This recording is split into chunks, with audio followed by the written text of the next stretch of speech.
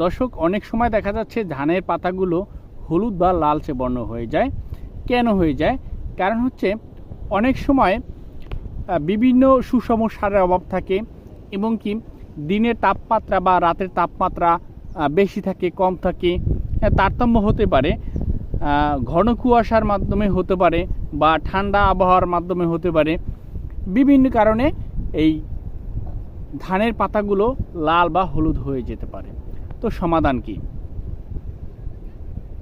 যদি আপনার এরকম ধানের পাতাগুলো লাল বা হলুদ হয়ে যায়, তাহলে প্রতি ৩৩ শতক জমিতে আপনি ৫ থেকে ৭ কেজি পরিমাণ পটাশ সার আপনি প্রয়োগ করতে পারেন উপরিভাবে। সাথে এই ৫ থেকে ৭ কেজি পরিমাণ পটাশ প্রয়োগ করার পরে আপনি প্রতি লিটার পানিতে ৪ থেকে ৫ গ্রাম হারে কুইক পটাশ আছে, এই কুইক পটাশ বা কুইক গোল্ড, হ্যাঁ, এই সমস্ত যে ওষুধগুলো আছে, এই একটা ওষুধ আপনি স্প্রে করতে পারবেন।